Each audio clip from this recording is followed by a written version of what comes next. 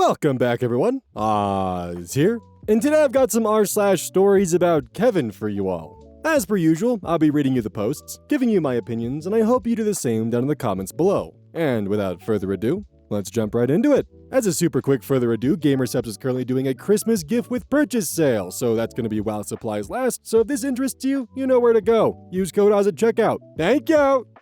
Hopefully y'all have been following along because this episode will be the finale in the saga of Kevin in a big rig. It has been quite the journey, and I have recorded all of this in one session, and my voice is getting very ready to hit me over the head with an aluminum bat. Kevin in a Big Rig Part 8. Brake Check. Backstory. This story takes place immediately after the events in Part 7. Flashpoint. After making me dodge a bullet from safety after Kevin's petty little phone call, he decided to continue along Interstate 90 eastbound through Montana.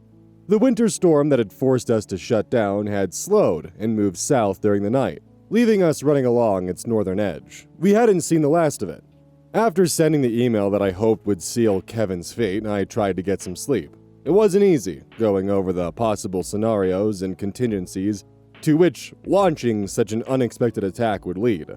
I didn't expect a quick resolution, or that I would be taken seriously at first. That was fine. If I, a lowly truck driver, wasn't enough to get a trucking company to stick to their safety-first policy, then I had some bigger guns to play with. I need only to bide my time, give them a fair chance, but give no quarter should they try to hide from their responsibility. If management had any sense, they would play ball and get this moron off the highway. I woke up again around mid-afternoon. Kevin was still driving, but knowing he would be out of time soon, I decided to get up and see what new mess Kevin had gotten us into. I pull on my boots and, expecting nothing, I check my phone.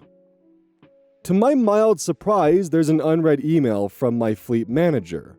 "Okay," it read, "we'll forward this to safety. Thanks." I say to myself. Passing the buck and covering your ass. Smart move. At least one person did the right thing. Let's see if the rest follow suit. I close the email and head up front. To my relief, Kevin was on course and with enough fuel to get to the next stop. I say nothing to him. He says nothing to me. Awkward? I was born awkward. Bring it on, Skippy. I take the truck computer, scrolling through the messages to see if anyone from the company had sent anything related to email bombs I had dropped on half the company. Again, nothing. They were either ignoring me outright, which would be very bad for them in the long run, or I had unleashed a demon from the safety department who demanded a blood price for everyone letting Kevin go that long. In any case, there wasn't much I could do until safety made their move or decided not to move. I set the computer down, lit a cigarette, and took out my phone again. I forwarded the nuclear email to my then girlfriend, telling her that if anything happened to me, she was to get this to a lawyer, press charges for negligence, gross misconduct, whatever, and sue this company into bankruptcy. I also blind carbon copied her to all future emails so she would have them as well. Dramatic, maybe, but I wasn't going to let this get swept under the rug. Next, I checked the weather and see the storm had moved to the south. Although the weather was clearing, the temperature hovered barely above freezing during the day and dropped quickly at night. With the ice and snow from previous storms, this presented a dangerous situation. Ice would thaw during the day, allowing safe travel, but would freeze into black ice after sunset, making driving unsafe. Icy roads meant more slowdowns and shutdowns from safety, making this trip even more torturous, nerve-wracking, and tempting to smother Kevin in his sleep, bury him in a shallow grave, and claim he simply wandered off. Tempting, but after the email I had sent, it would look a little too suspicious. I watch Law & Order. Kevin drove for about another hour before the computer alarm signals that his drive time is running low. Lucky for him, our next fuel stop is only a few miles away. We get to the truck stop, and Kevin, claiming his poor leg is hurting him, left me to handle the refueling while he goes inside. I top off the tanks, give the truck a quick once-over, and go inside myself for supplies to get me through a hard night of driving. As it turned out, that hard night only lasted about 3 hours as the frozen roads forced another shutdown, just as I predicted. This went on for about 2 more days, slowly going due to safety-mandated slowdowns during the day and shutdowns coming at night when the roads froze over again. I barely said a word to him, but Kevin, thinking that he had subjugated me with his little anonymous phone call, regaled me with his tired, old stories. Car wrecks, jailbird nephew, 21-day coma, how he was going to cut the engine brakes out of the truck. I began to sympathize with Bill Murray's character in Groundhog Day. Every day was simply a repeat of the last. Adding to the frustration was the lack of response to my email to safety. I was getting the feeling that they were actively ignoring me, but I stayed true to my word, sending them daily updates on Kevin's actions. Most of the updates were simply repeats of previous issues, but one would think that if a peon was willing to take the time to their job, they would at least send a thank you. By the end of the second day, I started planning to go even higher, wondering how I would go about sending a certified mail to the company's CEO. Around early afternoon of the third day, we made it down the eastern slope of the Rockies through Bozeman, Montana. The roads were clear and dry, and nothing from safety telling us to stop. I was driving at the time, and couldn't help but feel relieved. Montana is a beautiful state, but in that instance, it was Hades. In my mind, I imagined William Shatner saying, "Warp speed, Mr. Sulu," and gunned the accelerator down the interstate, heading for Wyoming. I managed to get us as far as the port of entry in Sheridan, Wyoming, before running out of drive time late that evening. I go inside, check in with the Wyoming Department of Transportation, and get a weather update. YDOT POE staff are awesome people. They tell me that the roads are clear between there and South Dakota.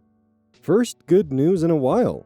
I show them the paperwork they ask for, stop by a restroom, and head back to the truck.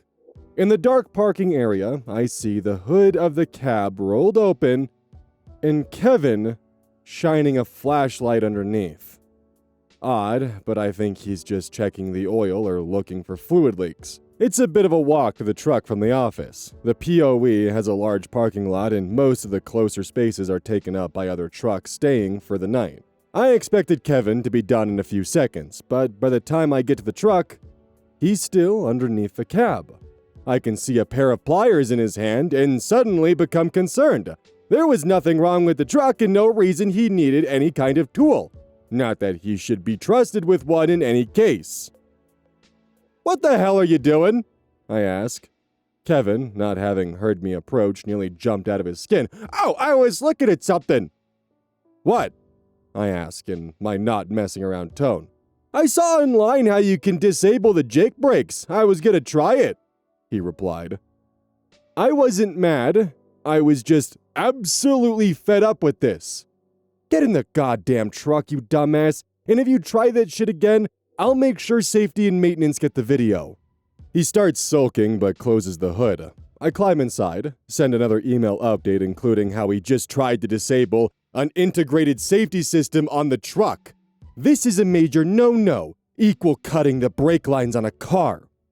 For a split second, I was tempted to let him hang himself with that stunt, but decided not to because given his track record, the truck would likely explode with me in it. Kevin finally pulls out of the point of entry and gets us going again. I settle in the bunk because I really didn't want to talk to him anymore. It takes a while to get to sleep, partly due to Kevin's poor driving and partly because my brain is busy planning out strategies for my inevitable battle with Kevin in safety. Kevin drove through the night, managing to get through Wyoming and South Dakota just shy of the Minnesota border. I wake up late the next morning and check my email. Nothing. Keep digging yourself in a deeper hole, I think, while getting ready. I was beginning to think they weren't taking me seriously. Then, when he hears me stirring behind him, Kevin yells back, "Dispatch wants us to head back to the main terminal when we deliver." "Oh," I say, legitimately surprised. "Did they say why?" "No," Kevin replied before impatiently getting out of the truck. And so it begins, I think to myself. After Chicago, 2 of us will drive back to the terminal, but only one of us will leave. I was determined that no matter what, I would not continue with this fool after this battle with management was over. I had been tossed around, frozen, chewed out by customers and management, deprived of sleep, and driven to the point of insanity over the past 3 months, and I was not going to put up with it any longer. If they tried to pull that "you two need to get along" crap, I would forward everything I had on them to OSHA, DOT, and any government agency I could think of. It would take no time at all to find enough dirt to bury the entire company and send half the managers to jail for negligence. I would convince my friends and family to buy some stock in competitors first, of course. Fire me, and I wouldn't stop until I owned every truck in the fleet to soothe my mental and emotional distress. As for Kevin, they would have to dig up half the shoulders on the Interstate 80 to find his shallow grave. That is, if I felt gracious enough to dig one instead of making him dinner for a pack of coyotes.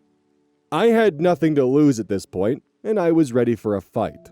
I settle into the driver's seat and set up my GPS. It was then that I noticed something odd. On the steering wheel, there are two sets of controls. The left side had the cruise control, and the right was the activation button for the engine brakes. These buttons were recessed type with a protective rubber blister and backlit with an LED so it can be seen in low light. The engine brake switch was damaged. Not worn or dirty, but cut away. I look closely and I can clearly see what I had been afraid of. The telltale cuts from a knife blade. It wasn't some accidental snag or wearing away from use. There were clear, distinct lines marking where the rubber blister had been cut away. The button itself was fortunately still intact and functioned. I pressed it and the indicator light came on. It was immediately clear that Kevin wasn't able to remove the engine brakes, they were integrated into the engine, and tried to make it so I couldn't turn them on. Too bad for him that the truck's designers decided that the engine brakes were important enough to warrant protecting the on switch. All Kevin managed to do was give me one more nail for his coffin. Clear proof he had tried to tamper with the truck. I snapped a photo and emailed it to them, explaining this was not like this when I went off duty and made sure the knife marks were unmistakable. Kevin comes back on the truck after a bit. I don't mention the switch at all, but without being prompted, Kevin demanded, "Don't use those Jake brakes!" I say nothing at first, but when we leave out, I make sure they engage on the way out of the parking lot and dare him to say anything more about it. I drive all through Minnesota without stopping. Each time I have to reduce speed, I make sure to use the engine brakes.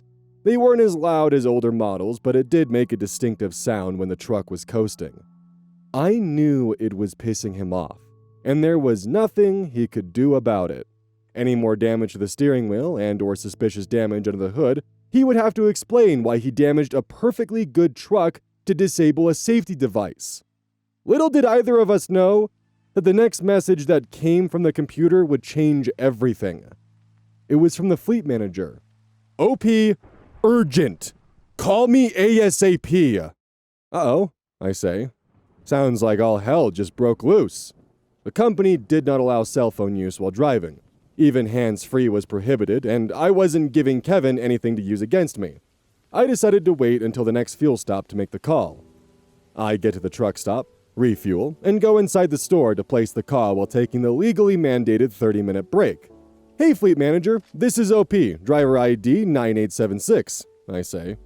"Oh, yeah," she replied, seeming very hesitant. "OP, what the hell is going on?" There's no point in playing dumb at this point. You can't launch the professional email equivalent of a nuclear warhead and play innocent.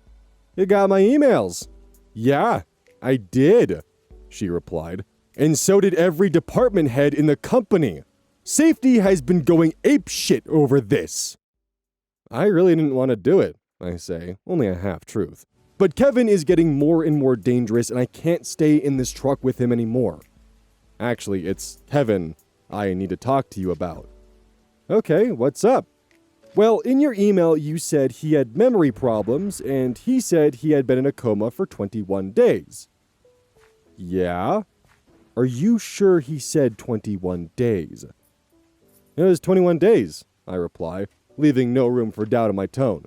"He has told that same story every day for 3 months, and it's always the same. 21 days. "Yeah, I thought so. He told me the same thing," she claimed. "What the fuck? She knew about this? Are you kidding me?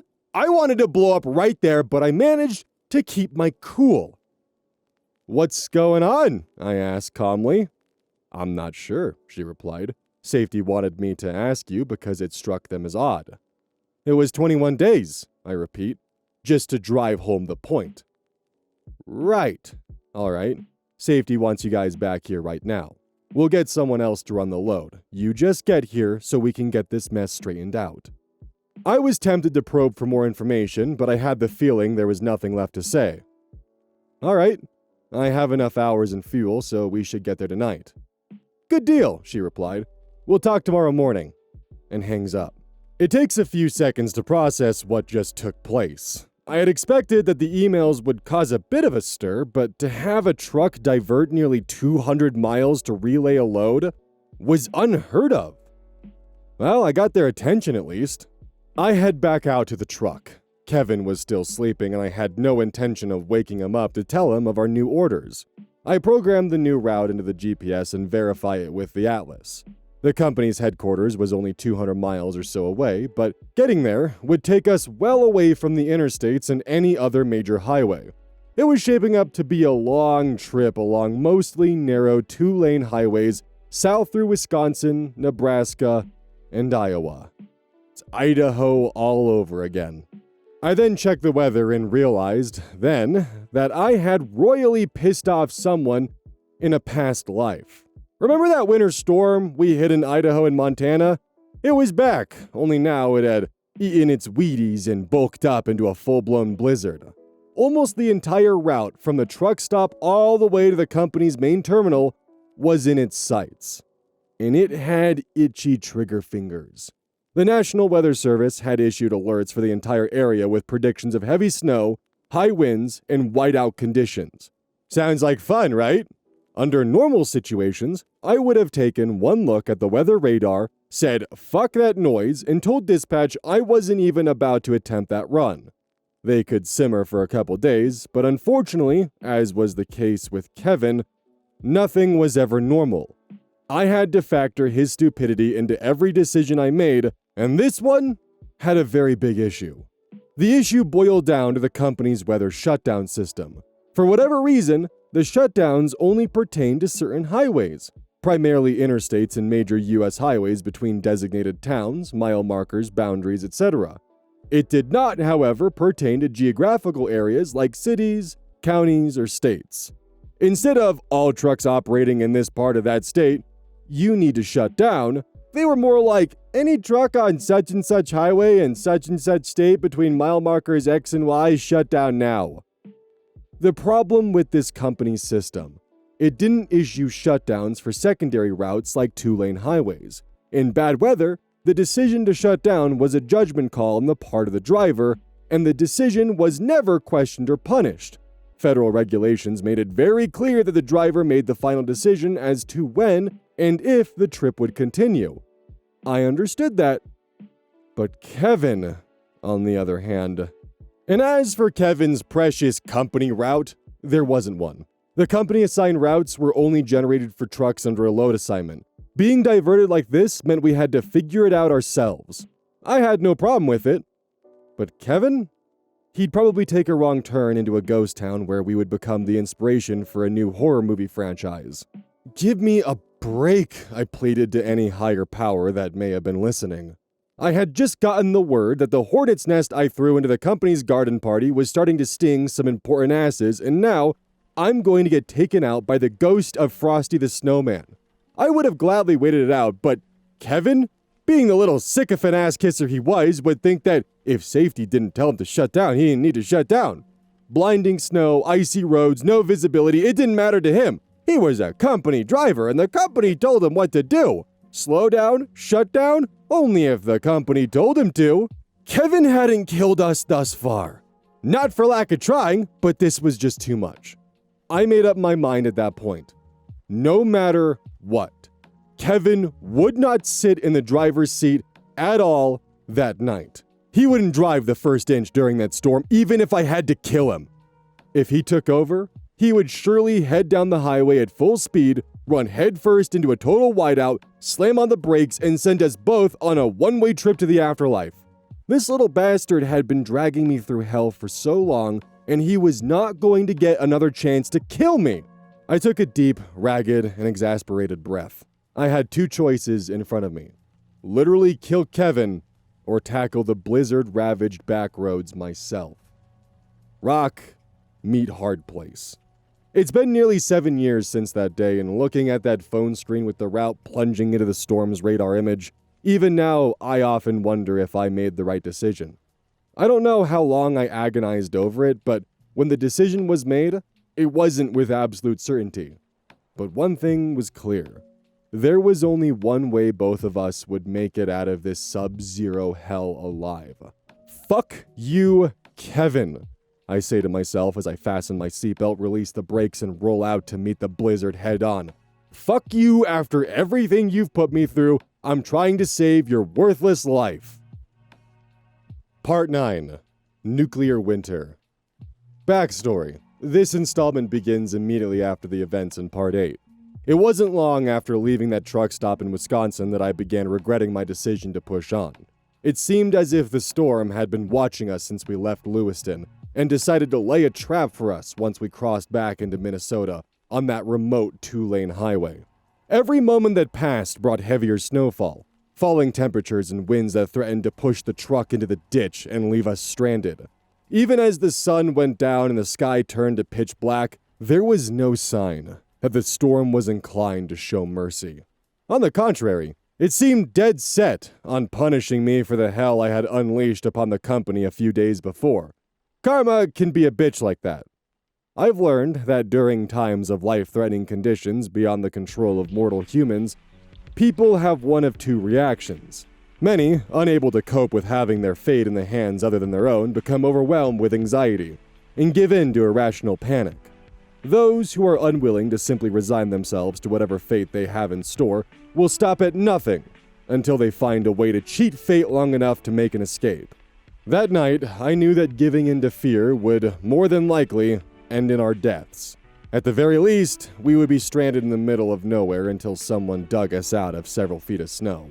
Maintaining control of both myself and the truck was non-negotiable if I wanted to see the next morning. Since fear and panic would serve no purpose, I disengaged the emotional parts of my mind and relied purely on instinct, skill, and training. As the night wore on and the conditions steadily worsened, I could feel my control of the situation waning with each mile that passed by. The increasingly heavy snowfall limited visibility to a couple of dozen meters, and the wind hammered against the trailer as if it were the sail of a tall ship.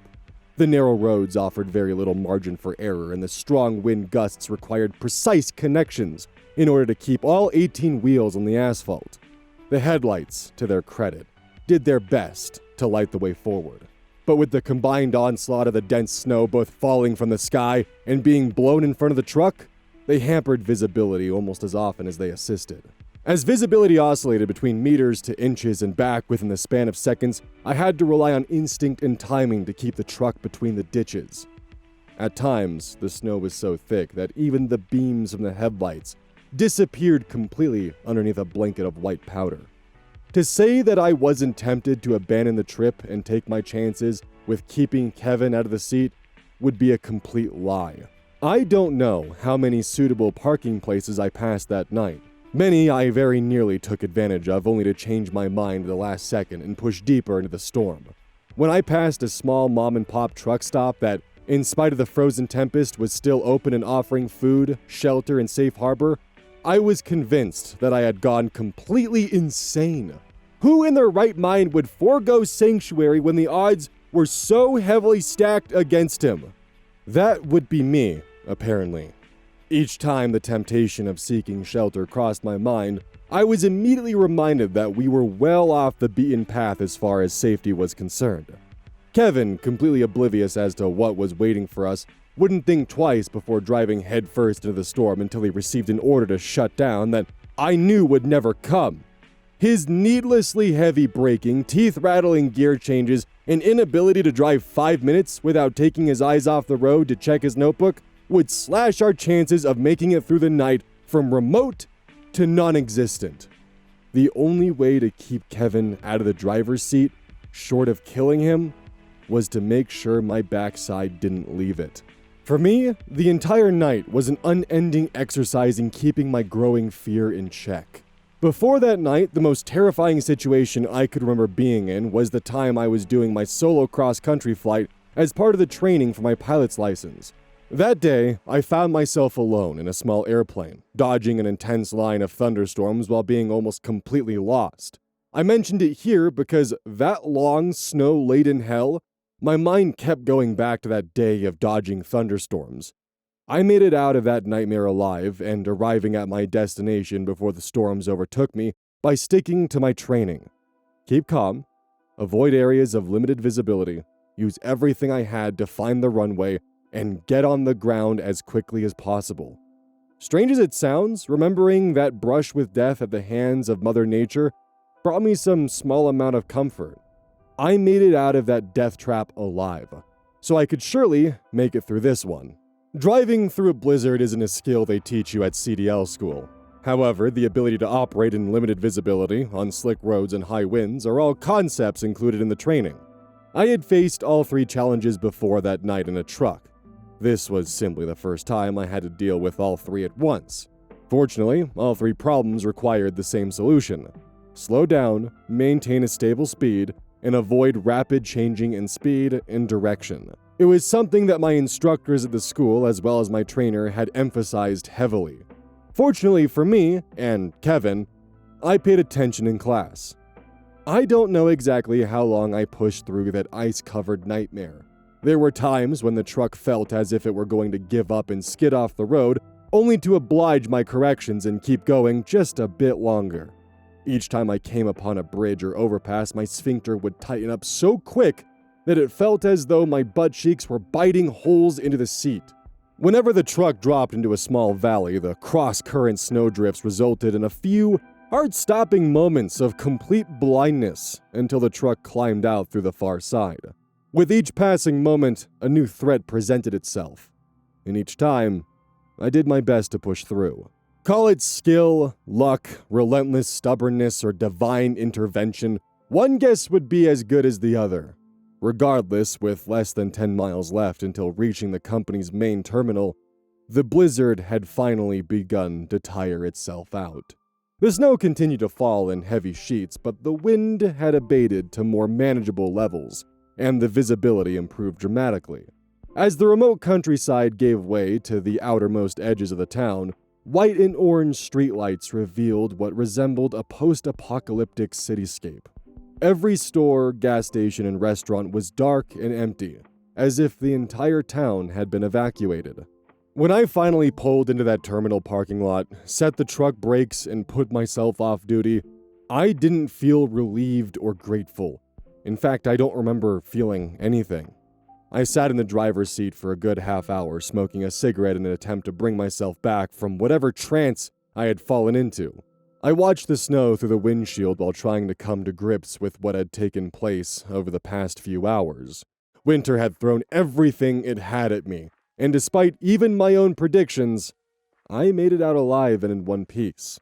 I didn't break out in tears, nor did I feel the need to shout in triumph. I was simply exhausted, mentally and physically. When the need to pee came upon me, I got out of my truck. Being late at night, all of the offices and shops were closed, but the company maintained a 24-hour restroom and shower facility at the shop for drivers camped out of the terminal. However, at the moment, I needed to make use of the facility. It was closed for cleaning. That is, there was a wet floor sign in the middle of the restroom, a chain across the door, and not a single living soul inside. The floor was covered with melted snow and dirt, much like that on the bottom of my boots. No harm in soiling what's already dirty, I think, so I go inside and relieve myself. On the way out, as luck would have it, the shop assistant, who had been assigned to clean that particular restroom, came back from whatever had interrupted his job. When he saw me, he apparently took my trespass on his workspace as a personal affront. "Hey!" he said with a tone that would make any Karen jealous. "Are you stupid? Can't you read the fucking sign?" I, not missing a beat, reply, "Would you rather I stand at the door and piss on the floor, asshole?" I was not in any mood to deal with a bad attitude at that point. The assistant gets into a huff. "You damn drivers, I get so tired of your shit. He never finished his sentence as I, a good deal larger than him, got right in his face, looked him dead in the eye, and raised a finger in warning. "Don't fuck with me, shithead. Not tonight," I warned him. After the hell I just went through, I had no intention of allowing some self-important peon to tell me I couldn't relieve an empty bladder because my dirty boots would make his dirty floor even dirtier. Back outside, I light another cigarette and stand beneath the awning, watching the snow fall through the lamplights. Then, as is habit, I take out my phone. I see an unread email. It must have come during the drive and I didn't realize. It was from my fleet manager, and I suddenly was reminded as to why I had made that nightmare of a journey. That email, I knew, would set the stage for the fight I had been waiting for.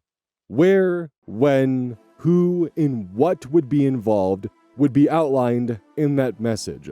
For the past few days, I had considered every possible contingency of the meeting and felt more than ready. In my point of view, I held all the cards and controlled the terms. Any threats or attempts at coercion, and they would quickly find themselves in a world of hurt. I was ready for anything. And opened the email. "OP, when you get to the terminal, move on to truck 3456 and meet with driver Bob, ID 9123. Not real name. We'll send instructions in the morning. Fleet manager." Okay. I wasn't ready for that. I wanted a new partner, true enough, but I had no idea they would move that quickly. I didn't know who Bob was or why I was being assigned to his truck. Maybe he did? One way to find out. I go back to the truck. Kevin had been asleep during the entire trip from Wisconsin to the terminal. Just as well, since any snarky comment from him during that blizzard might have been made with his last breath. Now he was wide awake and poring over the computer. "Where are we?" he asked. I go straight to the bunk and begin packing my gear. "Main terminal. Fleet manager called me earlier and told me to get here right away." What's the deal? At this point, I could have let him in on what he might expect. However, I believe that finding oneself in a fair fight is a sign of poor tactics. I don't know, but I've been assigned to another truck. Kevin said nothing. He had been completely taken by surprise and had no idea what he was likely in for. Then again, neither did I. I expected to go a few rounds with safety the next morning, and now I'm packing my bags for a new truck. Kevin simply got out of the truck, and I never saw him again. I packed my belongings, left my key in the glove box, and left the truck for the last time. A few moments later, I'm knocking on the door of a new truck. "Are you Bob?" I ask the driver, when he answers. "Yeah," he said, rubbing his eyes since I had just woken him up. "Are you OP?" "That's me," I reply and climb aboard. "Sorry to wake you up. We just got here." At first, this doesn't register with him. Then he realizes what I just told him. "Wait, you drove through that shit?" I take a deep breath. "Yeah, I wouldn't recommend it if you're curious." "You must be nuts," he said. "You have no idea." "I guess we're partners now," I say. Bob screws his face at me. "No," he said, confused. "My partner is waiting for me in Pennsylvania. I was supposed to leave out yesterday morning, but fleet manager called and told me to wait for you. I figured you'd know what the deal was." I gave him the basic rundown of what happened with my now former co-driver, how I reported him to safety, and now relayed back to the main terminal. "Damn, man," he replied. "Sounds like a rough gig." Understatement of the year, I think. The next morning, the weather had broken. The sky was dull and threatening to bring more snow, but the wind had dulled to a gentle breeze. As soon as she was in the office, fleet manager gave me a call. "Hey, OP," she said, sounding a bit nervous. "Where are you guys at?" "Sitting in the yard." "Wait," she replied, sounding a little confused. "You made it in last night?" "Sure did." "What in God's name possessed you to drive through that storm?" I take a deep breath. It would be best if I didn't elaborate on that point. She wanted to press for more information, but I decided not to. "Uh-huh. Did you meet up with Bob and move to his truck?" "Sure did. What's the deal?" "You and Bob are going to take a load to the terminal in Pennsylvania. His co-driver will meet him there. I'm going to have you pick up another truck, and we'll go from there." "Okay," I respond cautiously. "Am I gonna meet my new co-driver up there too?" "No, we haven't found you one yet. Just check in with me when you get there, and we'll see what happens." "No problem." We hang up, and I fill Bob in on our new marching orders. The company's terminal in Pennsylvania was about a day and a half with 2 drivers. Fortunately, Bob had already picked up the load before the storm hit, so all we had to do was to get rolling. Since the truck was permanently assigned to Bob and he had just finished his stint with his trainer, I offer him the first drive shift so he can get used to the truck. As we head out, I got to see the full impact from the previous night's storm. About 24 inches of snow had fallen in just under 12 hours. Every 5 minutes, we see cars spun out and abandoned, in ditches and center medians. At nearly every overpass we came upon, there was at least one vehicle that had lost control and collided with the barrier. There were even semis jackknifed and abandoned where they had hit deadly patches of black ice. Severe winter weather was common in this part of the country, and even the local residents didn't fare well. When I saw the carnage from the very storm I traversed, I realized just how much danger I had been in, and how lucky we had been that Kevin had not been the one driving. "Holy shit," Bob said after we passed a semi that had been left in the road and was now laying on side. "You drove through this?" I take a deep breath. "Yup." For being an inexperienced driver, Bob knew his stuff. For the first time since I finished my time with my trainer, I was riding with someone who actually knew what the hell they were doing. I had known Bob for only a few hours, but I felt more comfortable with him at the wheel than I ever did with Kevin. And I told him as much. We top off the tanks at the first fuel stop, grab a bite of breakfast, and head back to the bunk to rest up for my night shift. The rest of the trip to Pennsylvania, I'm happy to say, was uneventful. When Bob and I arrived at the Pennsylvania terminal, we say our goodbyes and I go sign out my new truck. I move aboard, store my belongings, and log into the computer before sending a message to my fleet manager that I'm ready to go. An hour later, she sends me a load. Pick up the next morning from a nearby shipper with delivery to Missouri. She says to expect a diversion back to the main terminal along the way, but she will let me know for sure before the time comes. I confirm the instructions and set the computer aside. For a long time, I sat in the driver's seat and looked around the truck. I was all alone. Kevin was 1,000 miles away, and for the time being at least, I had won the battle with management before it had even started. And then, for a reason I can't fully explain, I started to laugh. Whether it was out of relief or simply submitting to the absurdity of the situation, it felt as though a huge burden had been lifted off my shoulders and things were beginning to look up. I ended up taking the load all the way to Missouri alone. In fact, I worked solo for the next 2 weeks, and all I can say is that it was heaven. I felt in complete control, never had to worry about waking up on the shoulder of a highway, not getting an hour of sleep before being drug out of bed to help Kevin out of another jam, and no more having my head bounced off a cabinet because of a hard brake check. It was what I had hoped trucking would be, and I was enjoying every minute of it. After a few days into my solo period, I get a surprise phone call from the last person I ever expected to hear from. Kevin was reaching out. "Hey man," Kevin said, sounding less confrontational and, unless I was mistaken, anxiety. "What are you up to?" "On my way to Texas, running solo." Cool, I need a favor." "Okay." "Can you call safety and tell them I said I had been in a coma for 21 hours? "What?" I say, shocked. "You told me 21 days. Countless times." "Look, man, this is important." He then goes into a long sob story. According to him, he and his wife went through a nasty divorce. His wife had been granted full custody of their 2 kids. He also said that he had been to court and the judge ordered him to come back in a year with gainful employment or he would be sent to jail. I assume that it pertained to spousal or child support, though I don't know for certain. He signed on with the company because they were the only place that would hire him. "Well," I reply, "it doesn't sound like something I can help with, but if safety calls, I'll see what I can do." Poor bastard had no idea who put him in that position. I hung up and never heard from him again. I went about having the time of my life. Not only was I having the time of my life, the fact that I didn't have to waste so much time correcting Kevin's mistakes meant that I was able to make my pickups and deliveries on time, stay on course, and complete my loads without a single issue. In fact, I didn't need dispatch for anything more than sending load information. I didn't even talk to Fleet Manager for a week and a half before she called me out of the blue. "Hey, OP," she said, sounding a little curious. "How's everything going?" "Hey, Fleet Manager, everything's going fine. What's up?" "Oh, nothing," she replied, relieved and now sounding rather chipper. "I haven't heard from you in a while." "Well," I say, trying to make it clear I was joking, "no offense, but I haven't needed to call you." That's good to hear. When you and Kevin were together, he was calling me about once a day, needing directions and getting lost." "Well, I'm not Kevin."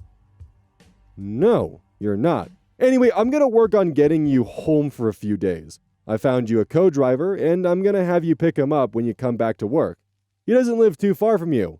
I'll admit, I was disappointed by this news. I was thoroughly enjoying being on my own, but I also knew that solo assignments didn't last long. The company relied on expedited freight, loads with tight deadlines that required 2 drivers to make on-time delivery. Running solo was only allowed as a short-term measure to allow trucks to keep working until a second driver could be found. A few days after the phone call from Fleet Manager, I go home and spend 4 days sleeping in my own bed, sitting on my couch and watching my TV. Sounds pretty boring, I know, but after 3 months of hell with Kevin, there was nowhere else I wanted to be. The 4 days passed all too quickly, and I was assigned to head back out on the road. I met up with my second co-driver. We'll call him NG for New Guy.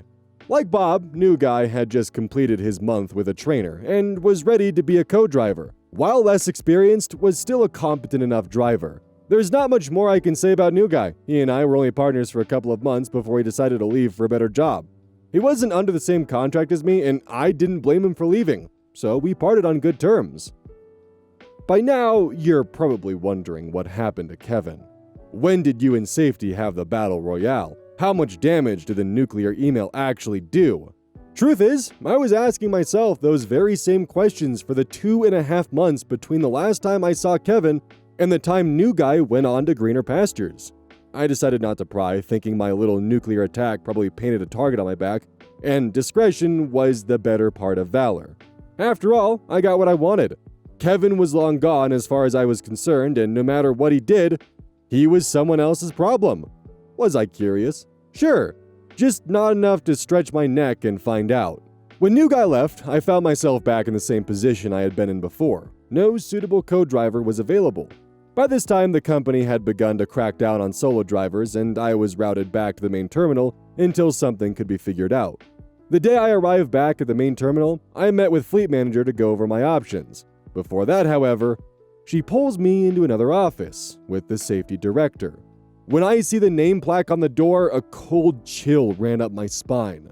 It wasn't the battle I had been waiting for. In fact, the reason they wanted to meet me had nothing to do with the nuclear email. They offered me a promotion to lead driver.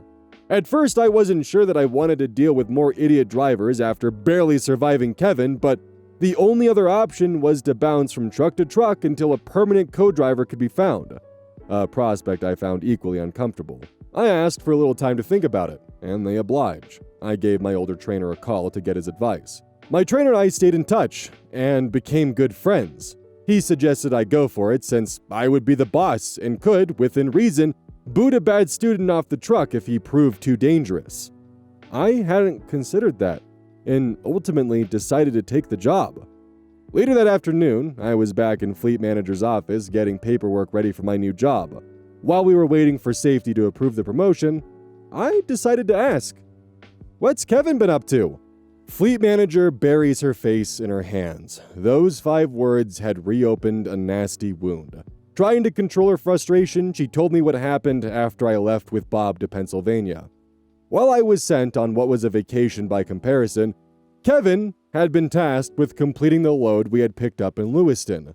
However, in typical Kevin fashion, he got lost almost as soon as he left terminal. He had gotten so far off course that the GPS locator on the truck couldn't even be found by dispatch. It took him an entire day to get back on track, only to do the exact same thing twice before finally making delivery 2 days late. The next day, they sent him on another load assignment.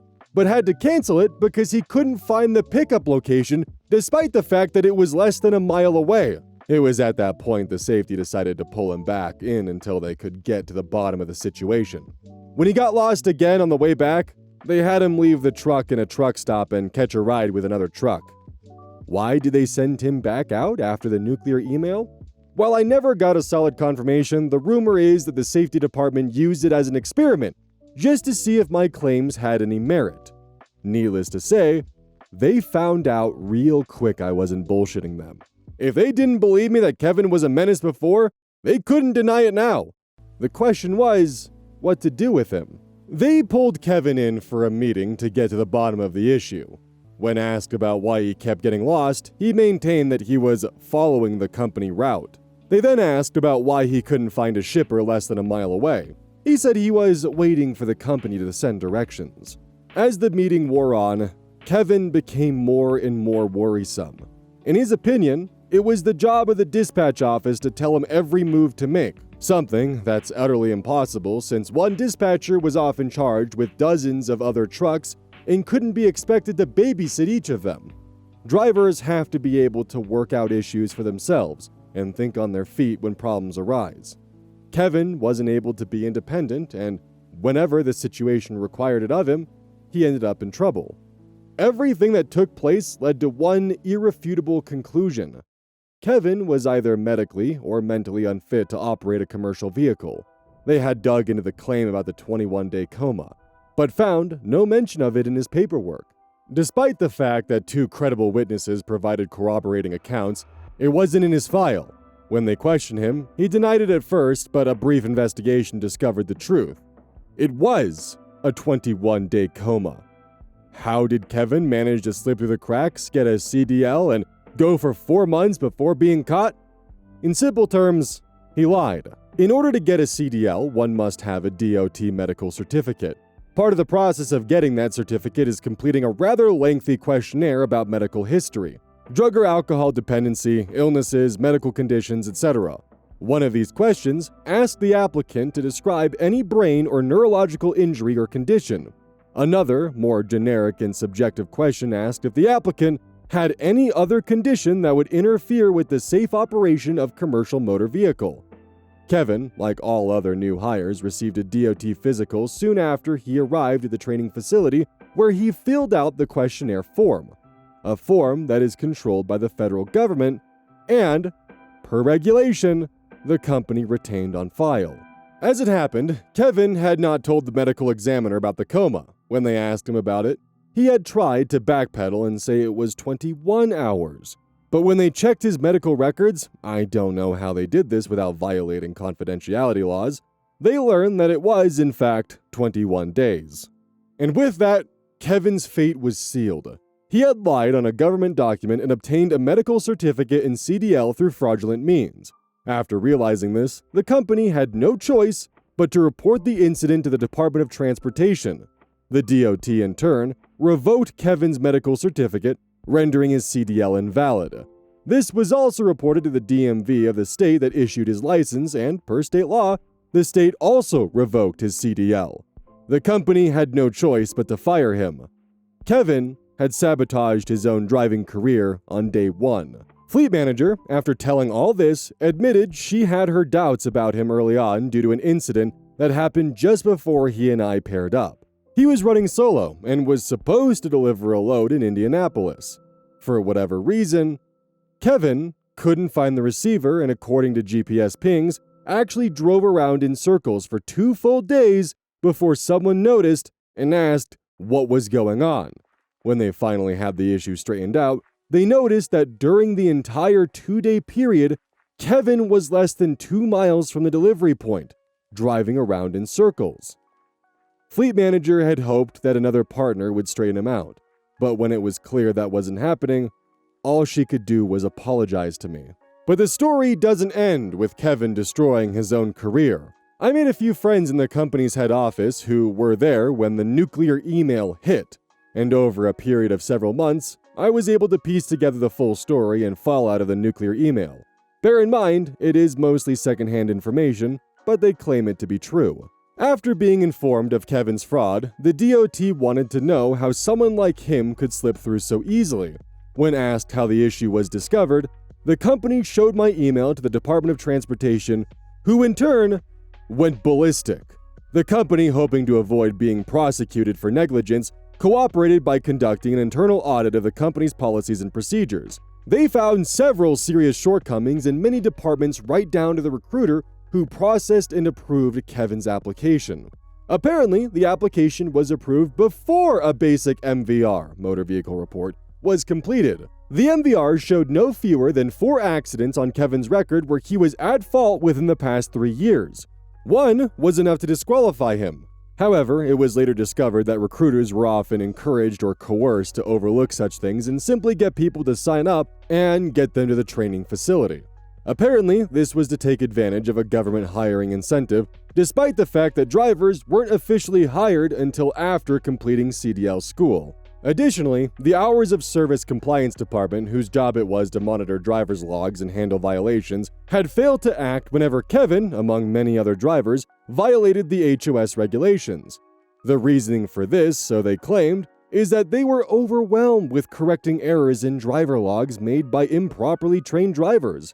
As a result, they were only allowed to issue notices of non-compliance when the computer flagged consistent violations.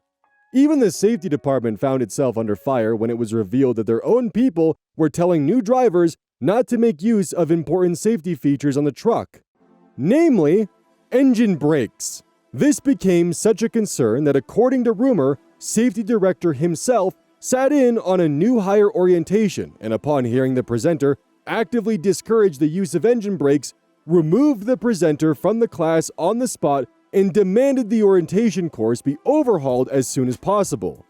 In the end, it came down to the safety personnel being reminded that they were not drivers and had no business giving their opinions in place of facts. The last department to take a major hit was training. After reviewing the company's accident history, it became very clear that many new drivers were not properly trained in several key areas. In order to shorten their time at the training facility, the company preferred to teach students the bare minimum to pass the CDL test, and rely on lead drivers to fill in the gaps. The problem with this system was that there was very little in the way of a standardized rubric by which a student driver's skill could be assessed. Essentially, lead drivers were left to their own devices when training students. Whether or not the student passed or failed was, for the most part, dependent on the lead driver's subjective assessment. There were other issues that were uncovered during the audit that are quite technical, but suffice to say the company had a lot of problems that needed to be fixed and quick.